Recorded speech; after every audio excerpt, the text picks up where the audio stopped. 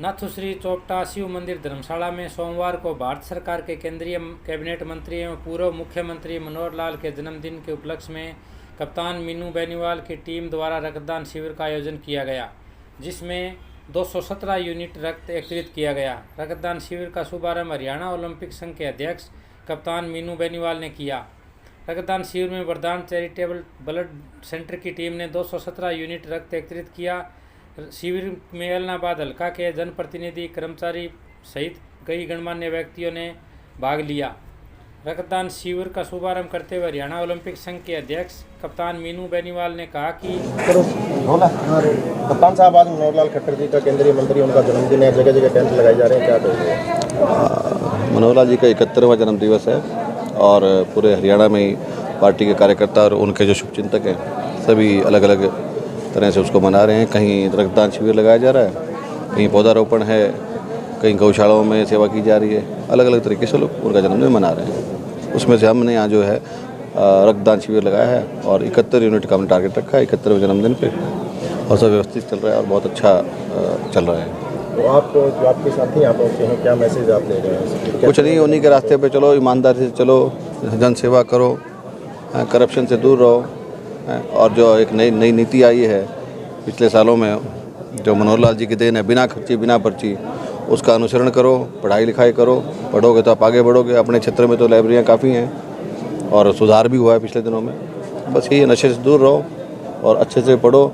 सिफारिश अब चलनी नहीं किसी की, इसलिए पढ़ाई करोगे तो आगे बढ़ोगे। कप्तान साहब, आपको ओलंपिक हरियाणा का प्रधान बनाया गया है, क्या आपकी प्राथमिकताएं हैं? क्या आपको कमियां नजर आए हैं? क्या सुधार देखने को मिलेगा आने वाले समय में? सुधार आपको देखने को मिल रहा है। आपके चौपटा ब्लॉक में सबसे ज़्यादा नर्सरी आई हैं। छोटा सा गांव है रायपुर, उस गांव में 2 नर्सरी आई हैं। जमाल में 3 नर्सरी हैं। इस तरह से टोटल 9 नर्सरी हमारे पास आई हैं। ये सुधार ही है, आज से पहले ऐसा नहीं हो पाता था। ग्रामीण क्षेत्र को आगे बढ़ाएंगे। जिस ग्रामीण के पास में पैसे का अभाव है, सुविधा का अभाव है, उसको सुविधाएं उपलब्ध करवाना और निष्पक्ष तरीके से उसका चुनाव हो, सिफारिश ना चले, और जो सो कार्ड लोग हैं, जो बड़े लोग हैं जिनकी चलती है, उनको भी मौका मिले, पर जिनकी नहीं चलती है उनको भी मौका मिले, ऐसा प्रयास करेंगे। इससे पहले कुछ विवाद रहते थे, खिलाड़ियों की शिकायतें रहते थे, इसको लेकर के कोई आपको? विवाद रहते थे, चलो पुरानी बातें हैं, पुरानी बातों को छेड़ना अच्छा नहीं होता, क्योंकि विवादों का कहीं ना कहीं संबंध इलाहाबाद हल्के से भी है। तो मैं चाहता नहीं कि मैं उस बारे में कोई बात करूं। आगे सब कुछ ठीक चलेगा, मैं ऐसा कहना चाहता हूं। हरियाणा ओलंपिक स्टेट जो उसकी बनाई गई है, उसकी तारीख अभी फाइनल नहीं है, उसकी कितनी तैयारियां कर ली गई है? और हरियाणा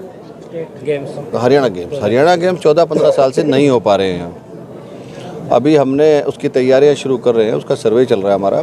30 मई तक हम इस पोजीशन में होंगे कि हमें निर्णय ले पाएंगे आपस में। हमारा ये पब्लिक नहीं होगा, हमारी एसोसिएशन आपस में ये सोच पाएगी कि हम स्टेट गेम्स कब कराने की पोजीशन में रहेंगे। क्योंकि अगर हम स्टेट गेम्स करते हैं तो सभी गेम्स में लोग पार्टिसिपेट करेंगे। लगभग हमारे ग्रामीण लोगों को 1000 बच्चों को नौकरी मिलने की मुझे उम्मीद है, क्योंकि उनका कोटा अलग होता है और स्टेट गेम्स में पार्टिसिपेशन के बाद में उनको डी ग्रुप में एलिजिबिलिटी मिल जाती है। और अगर ये ऐसा चलता रहता 14-15 साल तो 10-12 हज़ार नौकरियां हमें मिल सकती थी। अब कर रहे हैं कोशिश, 30 मई तक हम हमारा सर्वे पूरा हो जाएगा, क्योंकि काफ़ी बड़ा इवेंट होता है और लगातार होता रहता तो उससे फ़र्क ना पड़ता, फिर तो ठीक हो जाता। क्योंकि 14-15 साल से नहीं हो पा रहा है, समस्या ये है, तो सारी व्यवस्थाओं को दोबारा से नई रूपरेखा देनी पड़ रही है, थोड़ी मेहनत करनी पड़ रही है, हो जाएगा। कप्तान साहब, एक लोगों से जुड़ा हुआ सवाल है, पानी को लेकर के बड़ी दिक्कतें आ रही हैं, बहुत महंगा पानी पी रहे हैं, खासतौर पे 45 साल के लोग। पहले मैं उनके सवाल का जवाब देता हूँ। कुछ नए गेम भी जुड़े हैं ओलंपिक में, 6 गेम नए जुड़े हैं।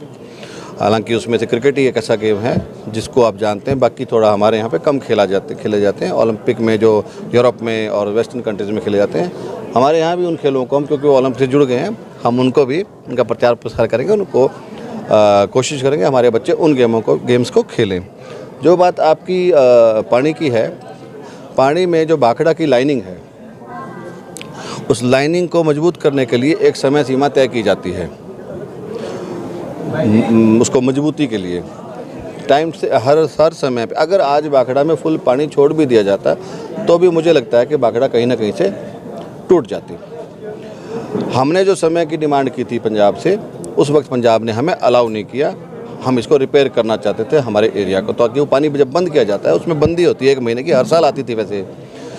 पिछली बार भी हमें सही समय नहीं दिया गया उन्होंने रिपेयर का, इस बार भी उन्होंने हमें आगे पीछे कर दिया, जिस वजह से हम सही समय पे उसकी रिपेयर नहीं कर पाए। रिपेयर हर साल होती है, पिछले साल भी 1 महीना बंदी हुई थी, आप जानते हैं, उससे पिछले साल भी हुई थी। ये टाइमिंग आउट हो गई हमारी, ये ठीक हो जाएगी, ये आखिरी बार ऐसा विषय है, आगे से ये ठीक हो जाएगी। लोगों को काफ़ी नुकसान हो रहा है, 1-1 हज़ार रुपये के टैंकर गिरवाए जा रहे हैं। हाँ, नुकसान तो हो रहा है। लोग तो देखो, पानी सबसे बड़ी चीज़ है, पानी की वजह से अगर ऐसा गलत मौके पे उन्होंने पॉलिटिसाइज़ कर दिया इस मैटर को। पानी को पॉलिटिसाइज़ नहीं करना चाहिए था, जिस हिसाब से जिसको मिलना चाहिए था उसी को मिलना चाहिए था। उन्होंने हमें टाइम आगे पीछे कर दिया, हमारी टाइमिंग को ख़राब कर दिया, जबकि हमें अब ज़रूरत थी पानी की। अगर सही टाइमिंग होती तो कोई इशू ना होता। बदकिस्मती से हमारे कुछ मेंबर्स भी पार्टिसिपेशन हमारा BBME में कम था, पार्टिसिपेशन पूरा हो गया है तो सही हो जाएगा। एक बार तो ये समस्या थी, अब किसान तो बेचारा समस्या झेलता है हमेशा से ही, पर ये समस्या गलत समय पे आ गई। कब तक सुधार होगा? ये जो लाइनमेंट का काम है, मेरे को लगता है 10-12 दिन और है, उसके बाद सब ठीक हो जाएगा। 10 दिन का लगता है और है। 80 mm का वो ऊपर वो कर रहे हैं उसको। ये अक्सर होता है, राज कनाल में भी होता है, लेकिन राजस्थान कनाल वाले जो लोग हैं वो थोड़ा व्यवस्थित कर लेते हैं, वो टुकड़ों में बांट लेते हैं। और जो जैसे उदाहरण के तौर पे 10-20 किलोमीटर या 100 किलोमीटर की उन्होंने ठीक करनी है तो 2-2 किलोमीटर के पैच 50 ठेकेदारों को दे देते हैं, अलग अलग डिवाइड कर देते हैं, तो काम थोड़ा तेज़ी से हो जाता है, बुर्जी वाइज बांट लेते हैं।